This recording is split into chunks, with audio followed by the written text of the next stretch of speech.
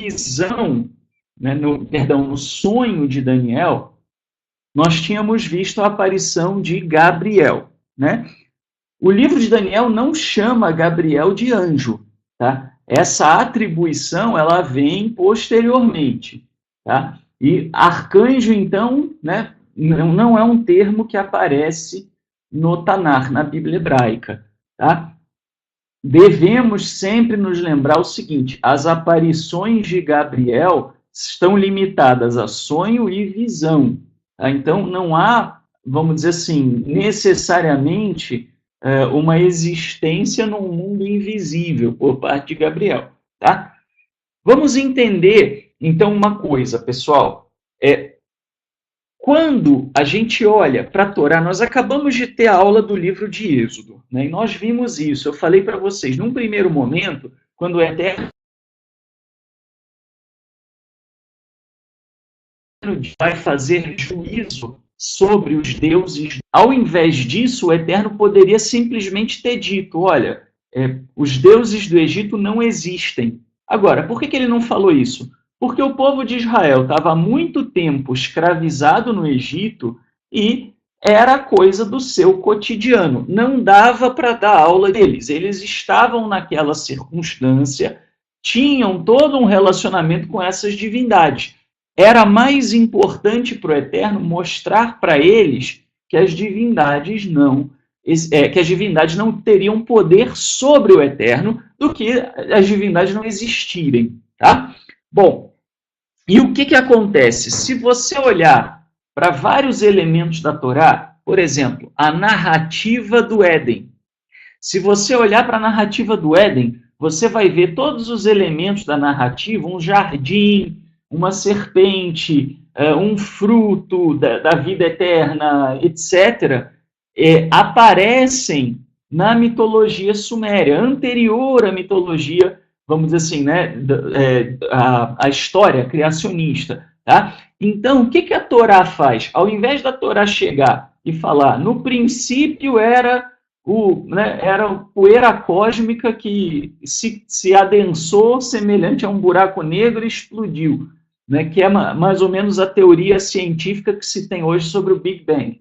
Né? Se a Torá chega e fala um troço desse, ninguém ia entender nada, porque não era da cultura deles. Então, frequentemente, o que a Bíblia faz? Ao invés da Bíblia chegar e dizer que não existe uma serpente que roubou a vida eterna do homem, né, o fruto da vida eterna do homem, essa era a ideia, está lá no material Segredos do Éden, né, a parte que fala da serpente, eu explico sobre isso. Tá? Havia na mitologia suméria essa ideia de que a serpente foi lá e enganou o homem, né, e tomou o fruto da vida eterna. Por quê? Que a serpente era associada com vida eterna. No Egito também, né, o Uroboros, né, aquela serpente que morde a própria cauda, né, o símbolo do infinito. Por quê?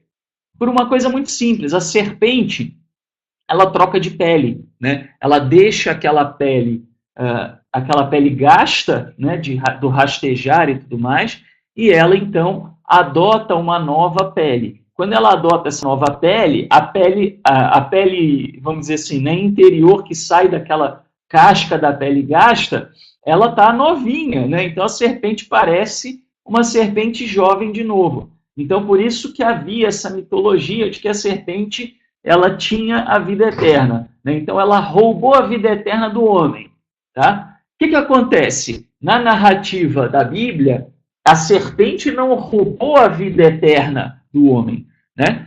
A serpente, ela continua sendo representada negativamente, né? Mas aparece o quê? Se o homem não tem a vida eterna, isso é consequência dos atos do próprio homem. Isso não é algo que a gente vai atribuir a um terceiro, que era um grave problema na teologia politeísta. Inclusive, falei sobre isso num estudo dessa semana no site monoteísta.org, né, que é o problema do politeísmo e da idolatria, né, que não haver uma responsabilidade pessoal. Tudo você atribui à divindade. Você pode olhar, por exemplo, as religiões afro, se você briga com a sua irmã né, a divindade vai dizer, vamos dizer, alguém vai dizer que o seu santo não bateu, né, brigou com o santo da sua irmã, quer dizer, a sua responsabilidade não entra, né? Então, isso é típico, né, de crenças politeístas, tá? Então, a Torá ela não se preocupa em dar uma explicação científica que estivesse longe do alcance do ser humano. O que ela faz?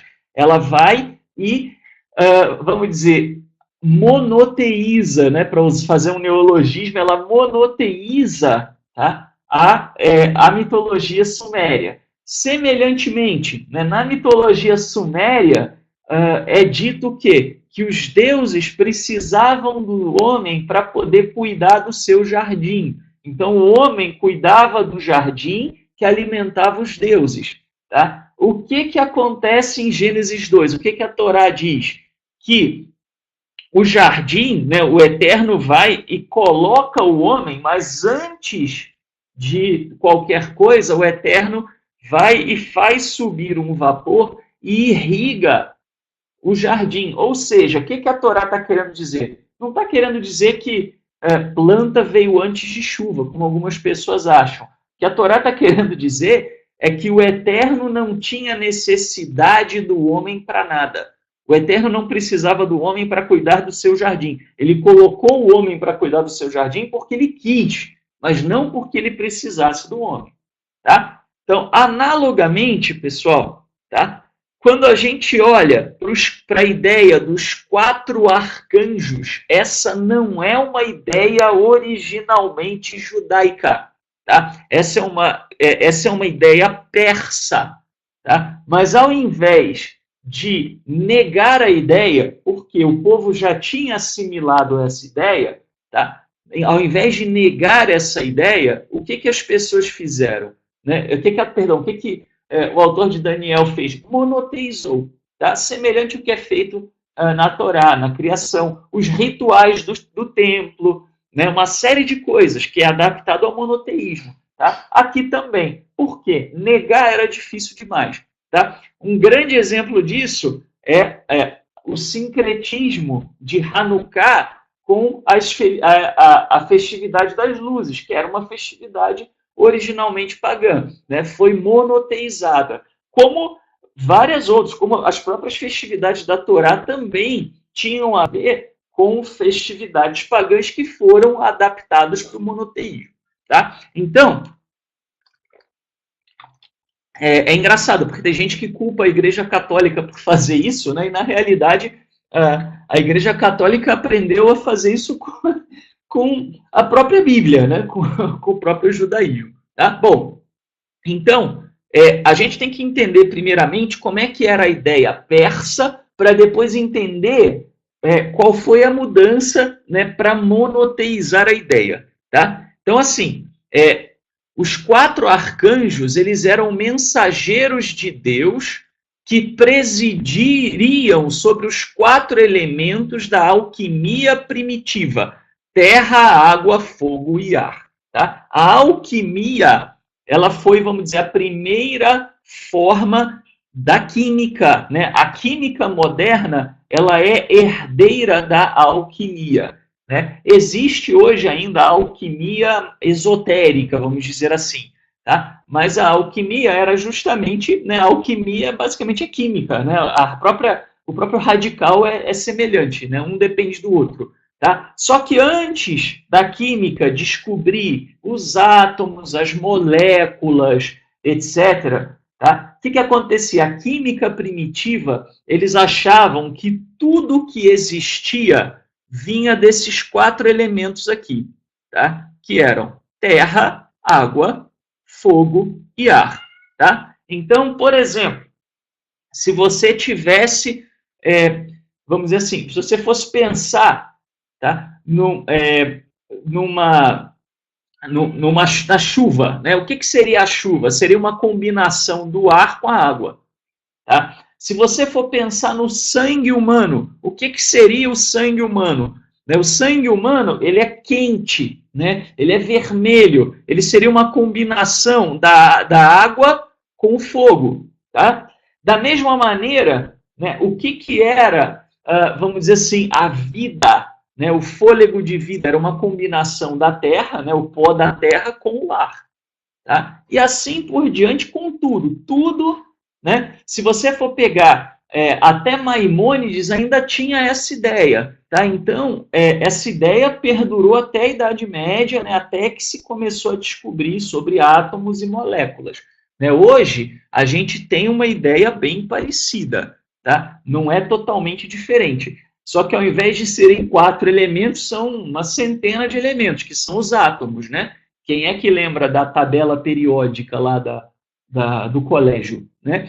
Aqueles elementos ali são os elementos que se organizam, que a gente conhece na natureza, e eles se organizam e formam moléculas. E as moléculas se combinam e formam substâncias, coisas. Tá? O ser humano mesmo, né, nós somos compostos de moléculas, essencialmente, né, na nossa maior parte, de moléculas de água e de moléculas carbônicas, né, de carbono. Tá? Então, não é muito diferente, tá, do que era na química primitiva. Só que na química primitiva, como eu falei, né, você tinha esses 4 elementos. Então, o que, que eles pensavam? O que, que os persas pensavam? Bom, cada elemento vai ter o seu mensageiro principal. Tá?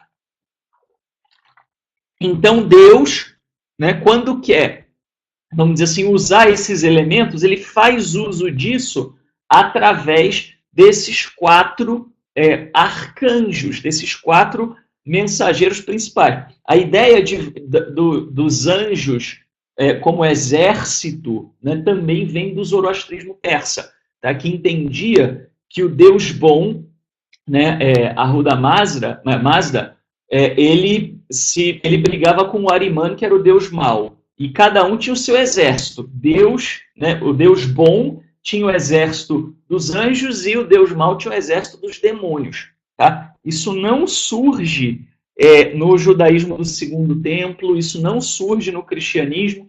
Né? Isso foi importado do zoroastrismo persa. Tá? Que veio junto, obviamente, né, com o povo de volta aí do exílio. Tá? Bom, então, assim, o que acontecia? Eles entendiam que você tinha, vamos dizer, o principal, né, o chefão, né, dos anjos, e como você tem um exército, né, você tem o general, o coronel, né, o sargento, o capitão, o cabo, né, e aí você vai descendo na hierarquia.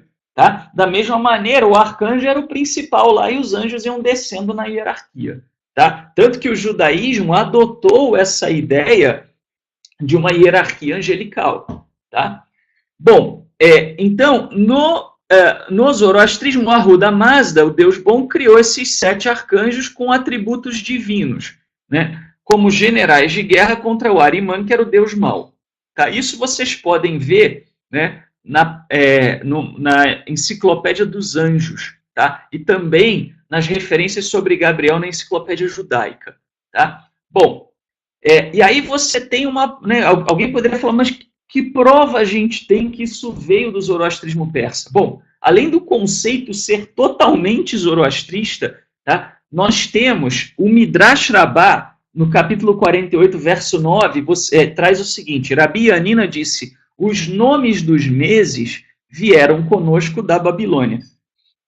Rabi Shimon ben Laquish disse, também os nomes dos anjos, Miguel, Rafael e Gabriel. Tá? O outro anjo seria Uriel, né, que seria, vamos dizer, presidiria aí sobre o fogo. Tá? Bom, então, mas aqui está falando Babilônia, não Pérsia. Né? Não, aqui está falando voltar do exílio babilônico, da terra de Babilônia, não do reino da Babilônia. A Babilônia foi conquistada pelos persas, mas foi a partir do relacionamento com os persas que surgiram os anjos. Tá? Os meses do calendário judaico também vieram da Babilônia.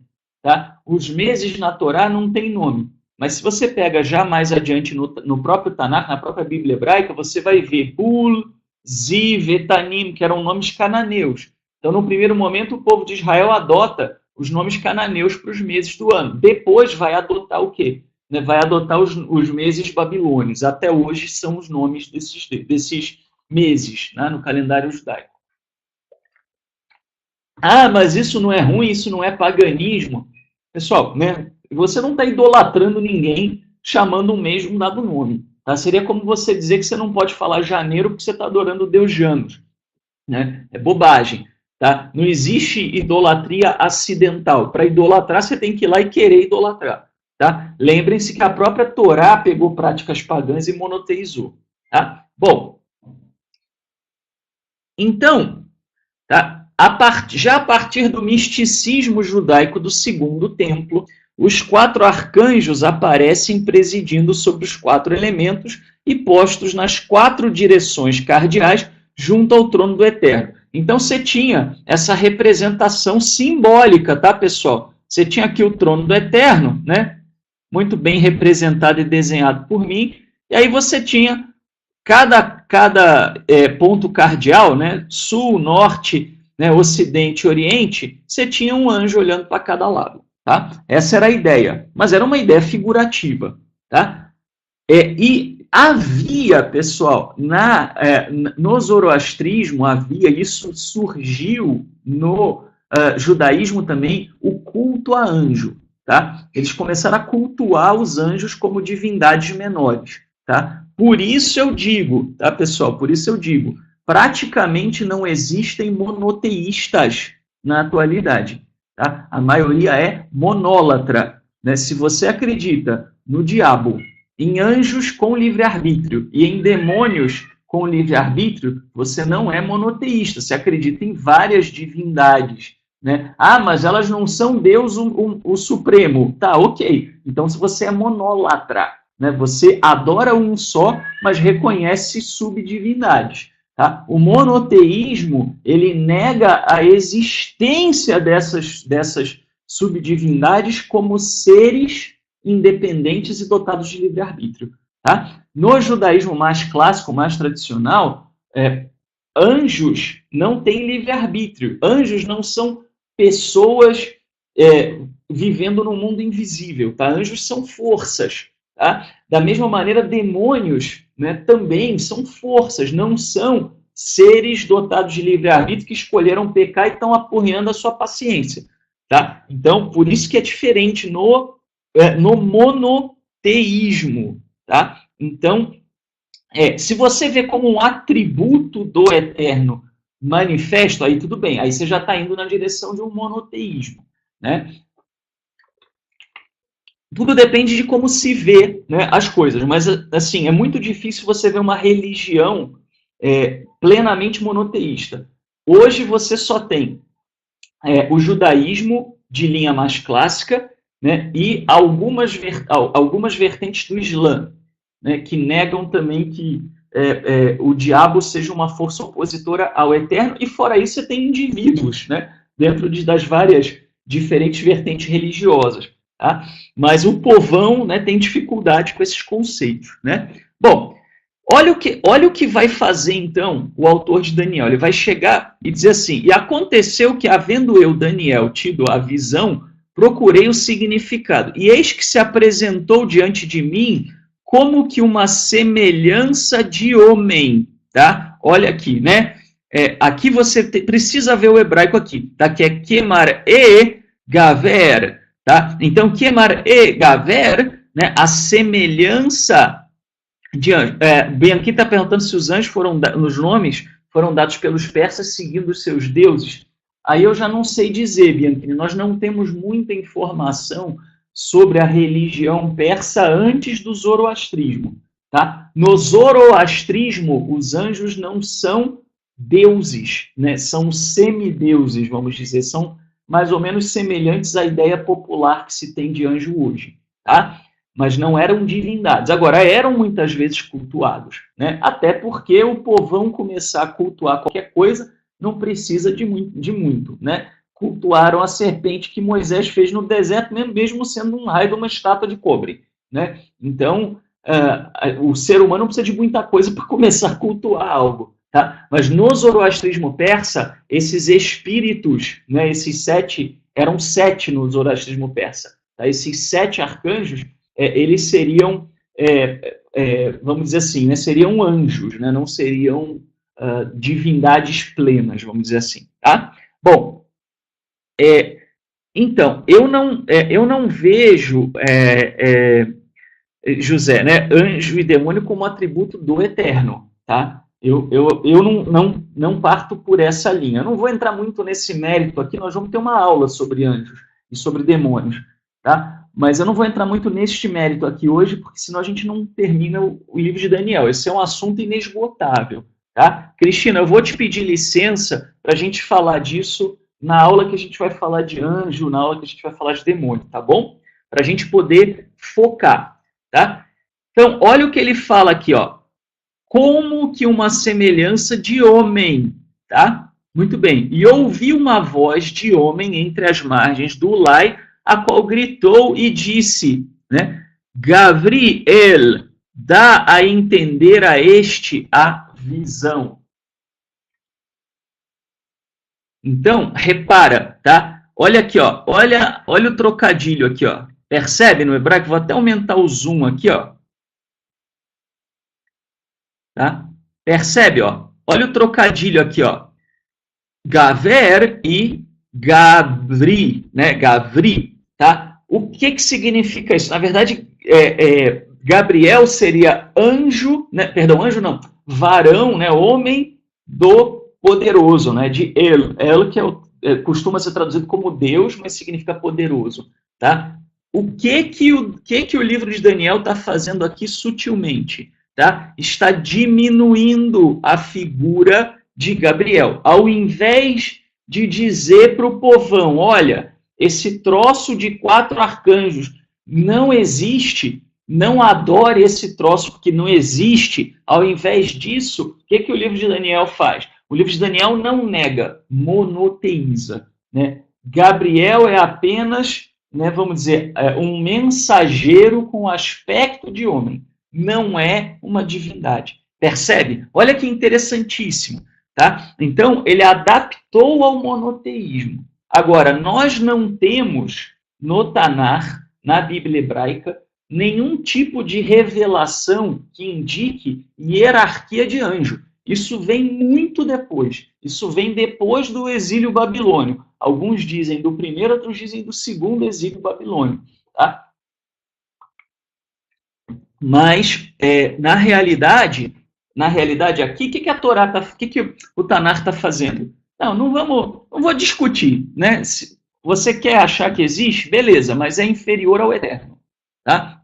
Por isso que eu disse numa outra mensagem, tá, pessoal?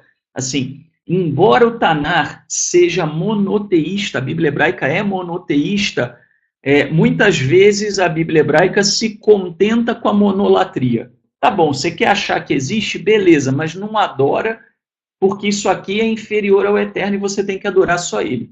Percebe? Tá? Então é assim que a coisa é conduzida. Tá? Então, quando a gente vê essa visão, né, de Gabriel, é assim que a gente compreende. Tá? Foi isso que foi feito. Tanto é que você não vai encontrar na Bíblia hebraica nenhuma menção, né, aos 4 arcanjos. Né? Você não vai ver, por exemplo, o nome de Rafael. Não tem, né, na Bíblia hebraica. A Bíblia hebraica fala de Michael, né, de Miguel, e fala de Gabriel, né, de Gabriel. Acabou. E não chama de arcanjo. Em momento nenhum chama de arcanjo.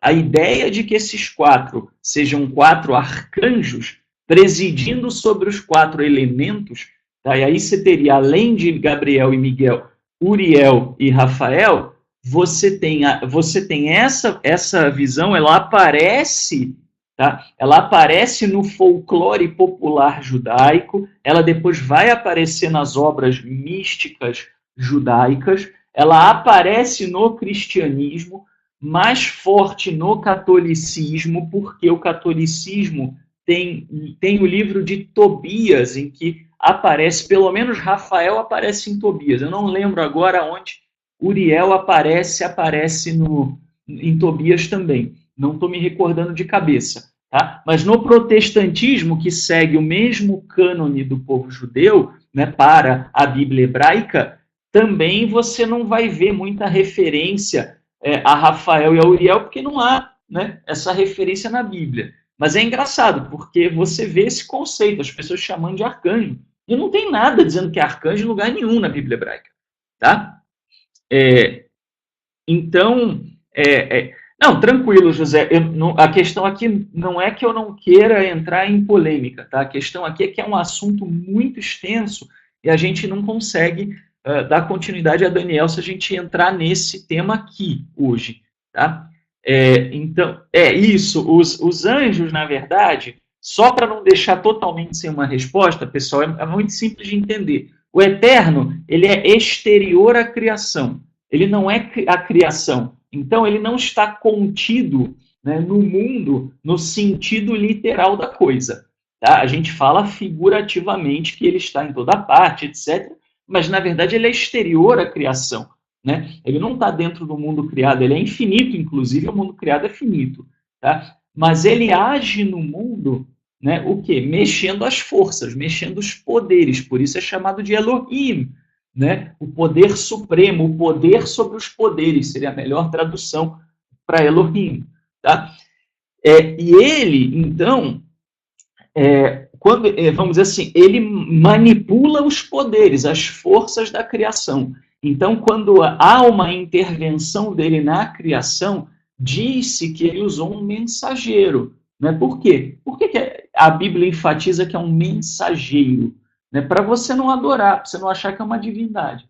Tá? Então, nesse sentido, os anjos são, vamos dizer, os veículos de ação do Criador na criação. E aí pode ser qualquer coisa, pode ser um ser humano, pode ser o DNA, pode ser a gravitação, pode ser um sonho, pode ser uma visão, pode ser uma aparição de um homem, pode ser o que você quiser. Né?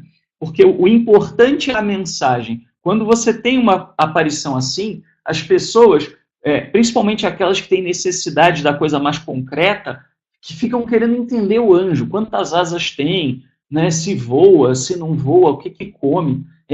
Mas, na realidade, os anjos não são importantes. O importante é a mensagem que eles trazem. Tá? Tanto que Gabriel é citado aqui quase como uma nota de rodapé. No capítulo 9, então, menos ainda.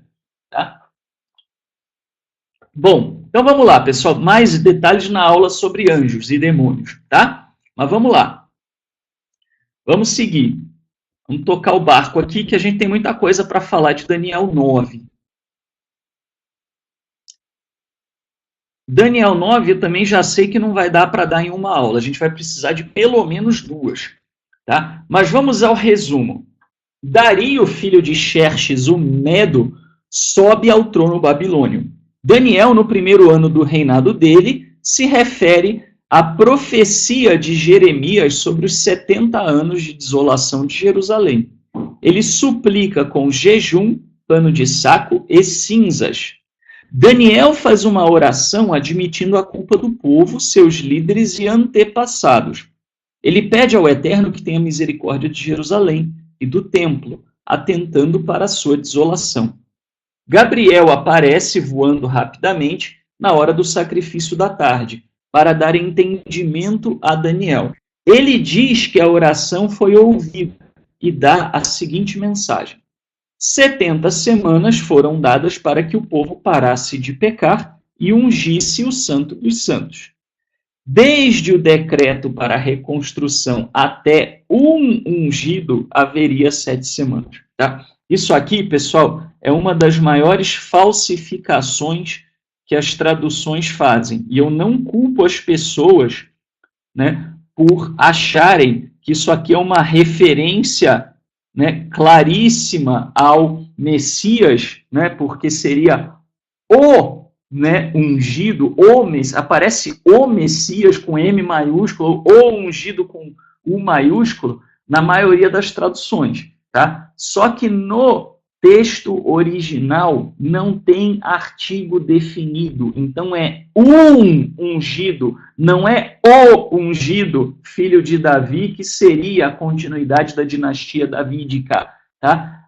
Enganaram você, mentiram para você. Pode conferir no original, não tem o artigo definido. Tá?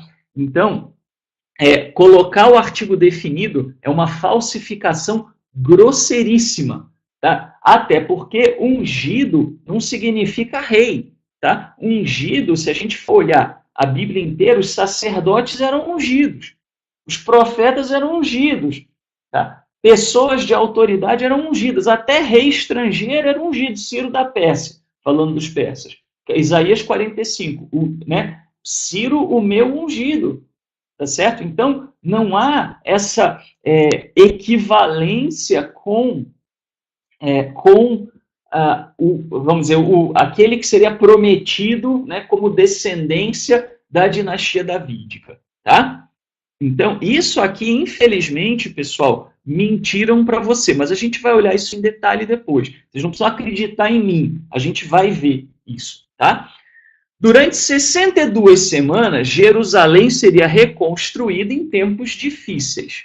Depois disso, de novo, um ungido seria morto. Salvo engano, pessoal, a única Bíblia que eu não lembro a TEB como é que tá, mas a única Bíblia fora, vamos dizer assim, né, as Bíblias judaicas, que traz corretamente um ungido, é a Bíblia de Jerusalém. Salvo engano, eles trazem um ungido, traz da forma convencional, tá? Mas ainda assim eles chutam um pouquinho o pau da barraca colocando ungido com U maiúsculo, né? Mas valeu a tentativa, né? De tentar não iludir, né? Mas acaba que não resistem, né? Mas vamos lá. Depois um ungido seria morto e Jerusalém e os santuários seriam desolados por um governante que viria. Haveria guerras até o fim. O governante faria aliança com muitos por uma semana. No meio dela, poria fim ao sacrifício e colocaria a abominação desoladora no templo, até o seu fim ser decretado. Tá? Bom, então vamos lá, vamos começar a leitura e os comentários. No primeiro ano de Dario, filho de Xerxes, da raça dos Medos, que assumiu o controle do reino dos caldeus. No primeiro ano de seu reinado, eu, Daniel, esforçava-me por entender nas escrituras o número dos anos que, segundo a palavra do Senhor ao profeta Jeremias, haveriam de completar-se sobre as ruínas de Jerusalém, isto é, 70 anos. Parênteses aqui, pessoal. Qual era a nacionalidade de Dario? Qual era a nacionalidade de Xerxes? Eles eram persas. Eles eram medos? Dario era medo? Xerxes era medo? Sim ou não? Muito simples, uma pergunta sim ou não? Não, ele não era medo, tá? Nem descendente de medo, eles eram persas. Eles não tinham nada que ver com os medos, tá? No sentido do parentesco. Ah, então quer dizer que a Bíblia errou? Não. Quer dizer que a Bíblia está escrita em código, tá? Aquilo que eu sempre falo para vocês, quem já acompanhou as aulas desde o começo, já está careca de saber. Quem não acompanhou ainda, procure as outras aulas para entender melhor, tá? Daniel foi escrito em código, porque não dava para escrever de uma maneira direta, porque senão não circularia entre o povo, uma vez que o pessoal estava de olho, os seleucidas estavam de olho, tá? Então, na realidade, tá? Quando você vê aqui essa referência, isso é de propósito, tá? Quando começa um texto com uma referência a um monarca que não reinou sobre um dado lugar, ou que não bate, tá? O autor do livro de Daniel sabia qual era a ascendência de Dario e de Xerxes. Nós estamos falando de um autor que conhecia as escrituras. Ele mostra isso porque ele vai citar Jeremias, tá? Ele sabia que Dario não era medo? Sabia ou não sabia que Dario não era medo? E que Xerxes não era medo? Lógico que sabia. Lógico que ele sabia, tá? Então, por que ele coloca isso? Para mostrar para o leitor que ali estava escrito em código, tá? Então, o leitor já poderia começar a olhar e perceber que ali estava falando de coisas presentes, coisas que estavam acontecendo com eles, tá? Com toda a razão, porque eles vão falar da queda dos Seleucidas e a restauração de Jerusalém. Tá? O livro de Daniel, ele compreende o período desde a Babilônia até os Seleucidas, mas mais especificamente, ele fala grandemente sobre os Seleucidas. Tá? Muito bem. Então vamos continuar aqui. E voltei a minha face para o Senhor Eterno, implorando em oração e súplicas no jejum, no silício e na cinza. Muito bem. Por que ele fez isso? Tá, pessoal? Vamos pular aqui um pouco para a página 6, porque isso aqui ficou fora de ordem, tá? Então, o jejum de Daniel, tá? O que é jejum segundo a cultura semita, segundo a Bíblia hebraica? O que jejum indica? Está escrito aí, tá? Arrependimento, tá? Contrição. A ideia de jejum como uma forma de você enfraquecer a carne para que o espírito fique mais livre, isso vem dos gregos. Isso não é pensamento semita. Tá? Então, não existe isso na Bíblia hebraica, não existe isso no judaísmo. Tá? Isso daí é algo que adentrou o cristianismo a partir do pensamento grego. Tem nada a ver com o judaísmo. Tá? E é importante eu citar isso não como crítica ao cristianismo, né? Porque aqui não nos cabe ficar falando de outras religiões, mas para que vocês que são de origem cristã compreendam. Tá? Para ninguém achar que aqui possa estar falando de Daniel fazer batalha espiritual e por isso ele tem que ficar com o corpo fraco. Esse é um conceito mais da linha do cristianismo. Tá? Muito bem. A ideia é unicamente arrependimento e contrição. Tá? Então, Daniel estava mostrando tristeza, arrependimento. Tá? Por quê? Porque desde o retorno do exílio, os tempos haviam sido angustiantes. Tá? A gente já vai chegar lá. Por que o autor de Daniel resolve falar isso? Tá? E existia também entre os profetas o hábito de jejuar como um ato de purificação preparatório para ter visões. Tá? Isso pode ser visto nas passagens abaixo. O que acontece? Você tinha o jejum pré-visão, pré-experiência espiritual, mas não no sentido de enfraquecer a carne, e sim no sentido de se purificar. Da mesma maneira, né, que eles faziam lavagens rituais. Tá? Você pode ver isso comparando o Êxodo 34, 28 com Deuteronômio 9, 18. Tá? Esteve ali com o Eterno, falando de Moisés, 40 dias e 40 noites. Não comeu pão nem bebeu água, e escreveu nas tábuas as palavras da aliança, os 10 mandamentos. Né? Na verdade, 10 ditos, né? Não 10 mandamentos.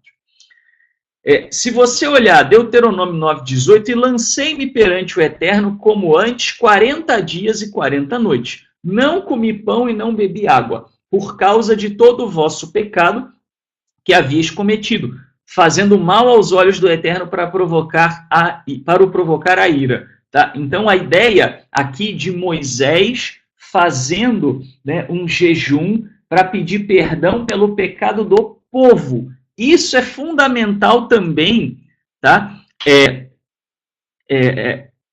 Bom, o Tanar da Sefer é esperado, né, que ele faça isso, porque ele é uma tradução judaica, né? Mas como a gente sempre fala lá no nosso grupo de debates de exegese, né, assim, o que o texto bíblico diz é o que o texto bíblico diz, independente de quem é que traduziu e por que traduziu de que jeito, né?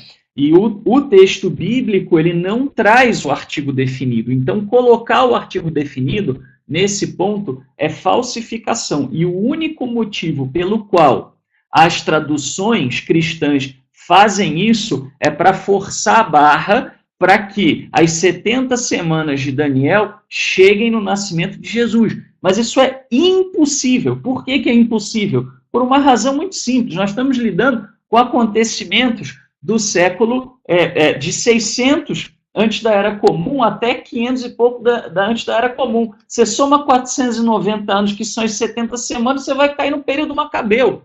Muito antes de Roma. O livro de Daniel não fala nem de Roma. Né? O autor de Daniel nem sabia que havia um Império Romano, né? Depois para dominar Israel. Né? Então, assim, é falsificação. Tá? Quando você põe artigo definido, é falsificação. Né? Eu não tenho nenhum problema com os cristãos, respeito, tenho vários amigos, se me chamam para dar aula, né, desde que seja uma aula, não um culto, eu vou, não tenho problema nenhum. Agora, quando há uma falsificação, a gente tem que falar, isso aqui é uma falsificação. Tá? Não é falta de conhecimento dos tradutores, é forçar a barra. Tem trechos que não, tudo bem, vamos pegar lá, Salmo 22, a questão lá, se é leão, se é perfurar, enfim, né, tudo bem, aí você tem variante textual, né, você tem uma série de questões aí. Tá? Agora, aqui não há variante, todos os manuscritos trazem a mesma coisa, tá? E não trazem o ungido, trazem um ungido. Né? Tá? Bom, então, pessoal, né, o que acontece aqui? Por que ele está falando disso? Tá? Ele está falando disso por uma razão muito simples, tá, pessoal?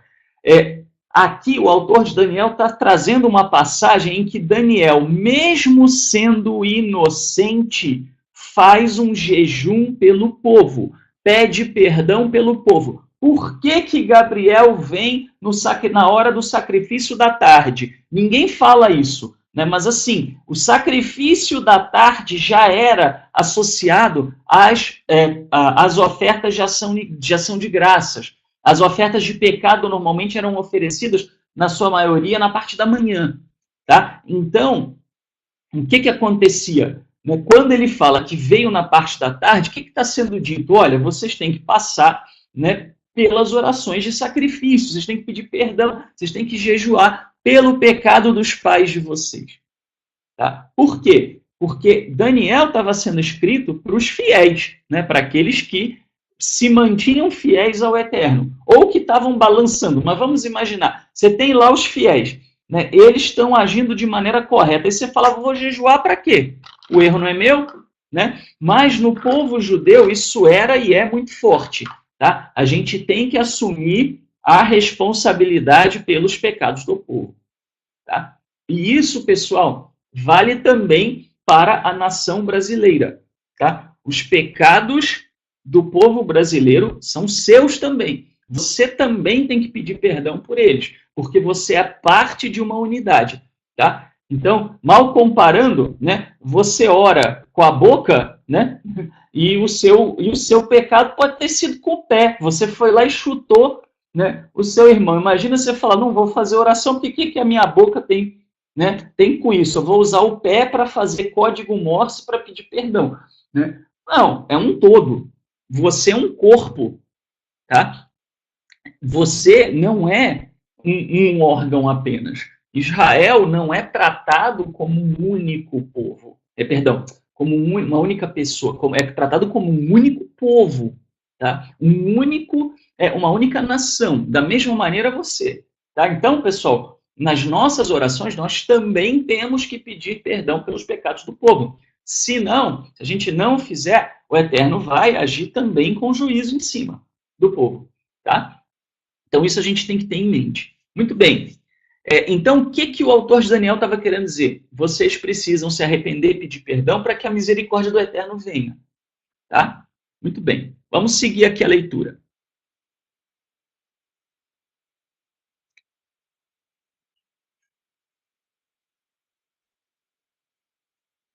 Bom, aqui eu já falei da queda, né, da Babilônia. Bom, vamos lá.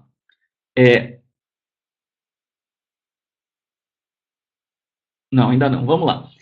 Então, e voltei minha face para o Senhor, de ali, então, suplicando ao Eterno, meu Senhor, fiz minha confissão nestes termos. Ah, meu Senhor, Deus grande e terrível, que guardas a aliança e o amor para os que te amam e observam teus mandamentos.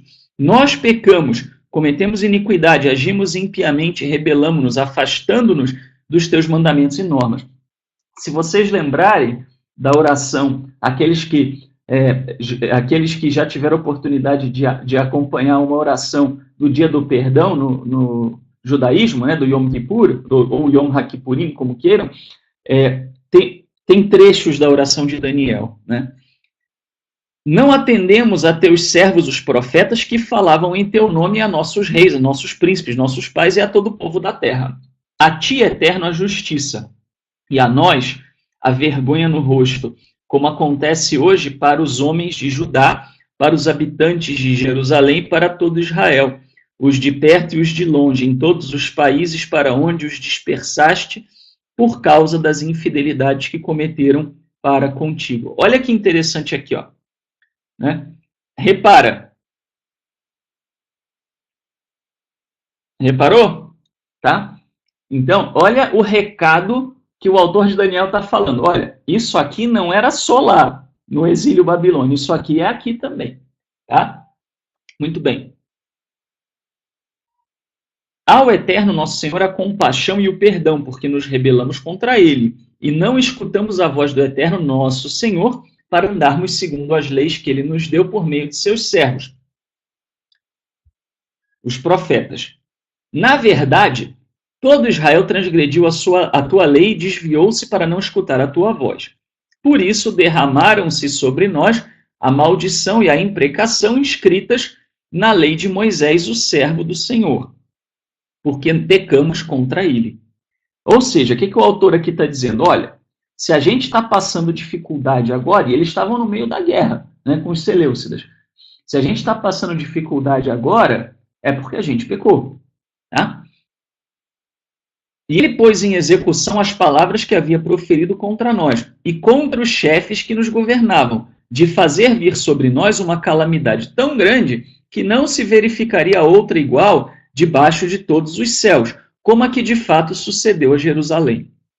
Segundo o que está escrito na lei de Moisés, toda calamidade veio sobre nós. E apesar de tudo, não nos empenhamos em aplacar a face do Eterno nosso Senhor, convertendo-nos de nossas iniquidades e aplicando-nos à tua verdade. O Eterno esteve atento a esta calamidade e atraiu-a sobre nós, porque ele, o Eterno nosso Senhor, é justo em todas as obras que faz, ao passo que nós não temos atendido a sua voz. O que ele está dizendo? Olha, pessoal, se a gente não ganhou a guerra, se a gente está sendo perseguido, é porque o povo ainda tem culpa no cartório. Então vamos nos arrepender, vamos parar de transgredir a Torá, né? Vamos procurar viver conforme o Eterno mandou. E agora, Eterno nosso Senhor, que por tua mão poderosa fizeste sair o teu povo da terra do Egito, assim adquiriste uma fama que perdura até hoje, nós pecamos, nós cometemos o mal. Eterno, por todos os teus atos de justiça, afasta, por favor, a tua ira e a tua indignação de Jerusalém, tua cidade, e tua montanha santa. Olha que interessante. Tá? Aqui está falando da indignação do Eterno contra Jerusalém e contra o Monte Santo. Tá? Ou seja, né, o autor de Daniel está dizendo, olha, está acontecendo agora. Né? Ou seja, porque Jerusalém, se a gente for pensar no período persa antes de Jerusalém ser reconstruída, não tinha nada ali no Monte Santo, né? Foi destruído. Tá? Pois é por causa de nossos pecados e das culpas de nossos pais que Jerusalém e teu povo tornaram-se alvo de escárnio de todos os nossos vizinhos. E agora escuta, ó nosso Senhor, a prece do teu servo e as suas súplicas. Faze brilhar a tua face sobre o teu santuário devastado, em atenção a ti mesmo, Eterno. Inclina o teu ouvido ao meu Senhor e escuta. Abre os teus olhos e vê nossas desolações e a cidade sobre a qual é invocado o teu nome.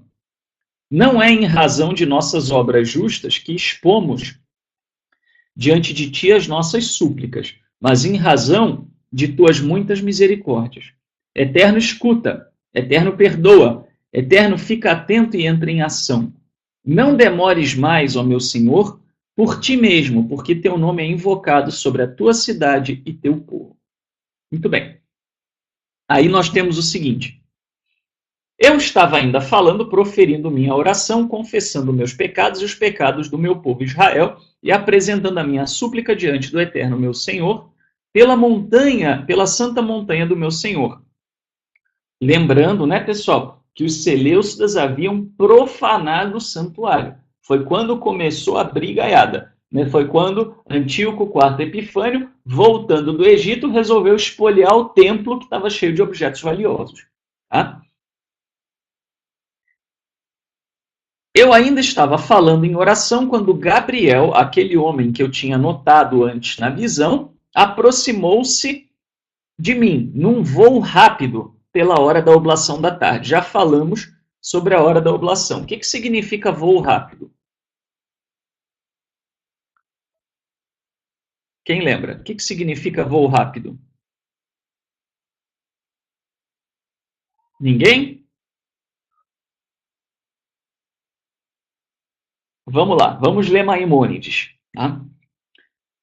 A essência do objetivo do autor está no voo de Gabriel. O voo de Gabriel, pessoal, está no meio do capítulo, não à toa. Ele é um dos elementos mais importantes. Tá? E as pessoas passam batido por ele.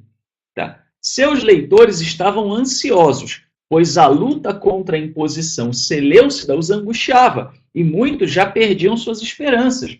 Então, aqueles que tinham se mantido fiéis ao Eterno estavam sofrendo por conta da dominação seleucida. Eles estavam angustiados e estavam perdendo as esperanças. Estavam pensando, né, não adianta nada, nós vamos para um novo exílio, acabou tudo. Tá? Para o povo judeu da época, a ideia da aflição indicava a punição do Eterno. Por essa razão, muitos estavam tentados a desistir da guerra e a acatar a dominação seleucida. Isso aconteceu na Babilônia. Né? Teve um dado momento que o povo que ficou, ou mesmo o povo que foi exilado, eles precisaram acatar a punição. Isso é dito nos profetas. Tá? Então, isso poderia acontecer também com o povo naquela época. Tá? Vamos ver o que Maimônides fala sobre o movimento de voar nas visões. O movimento de voar, frequentemente mencionado na Bíblia, necessita, segundo nossa imaginação, da existência de asas. Asas são, portanto, dadas a anjos como símbolos de sua existência, não de sua verdadeira essência. Por que frequentemente aparece asa junto com o anjo? Porque a mensagem vai acontecer logo, como lembrou aqui brilhantemente o João.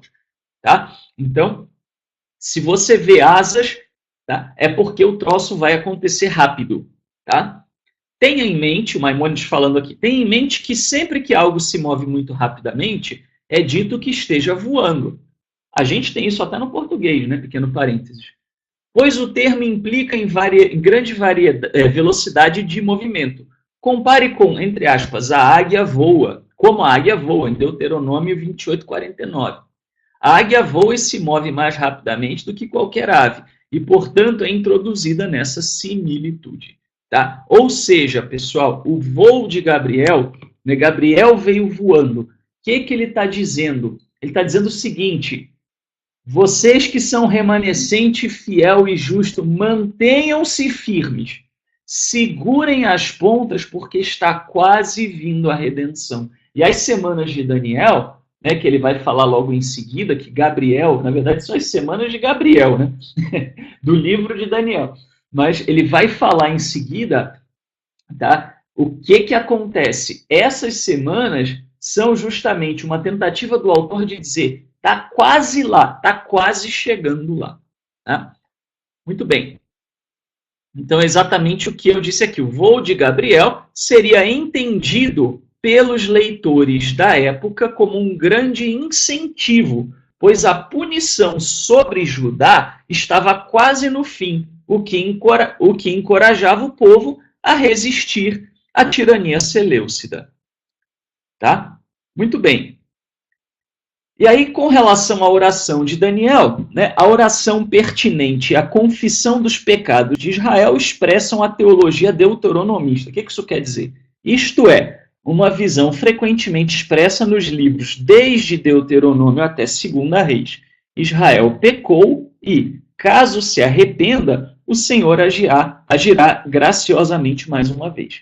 Observando o objetivo de encorajamento por parte do autor desse trecho de Daniel, temos também a solução apresentada por ele. O povo, como um todo, deveria ser levado a um grande arrependimento e contrição. Assim o Eterno reverteria a punição.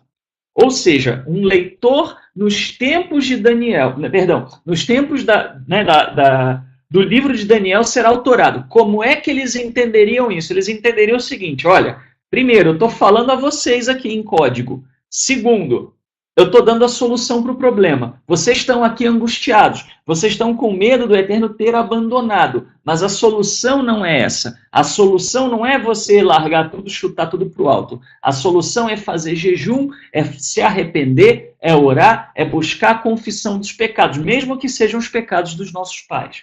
Tá? Então, esse primeiro trecho do livro de Daniel, ele está falando isso. E esse primeiro trecho, vamos dizer assim, se conclui dizendo o seguinte, olha, daqui a pouco vai acontecer a redenção.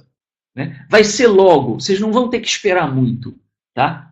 Que é a ideia justamente do voo. Tá? Agora, em seguida a isso, ele vai falar das semanas propriamente ditas.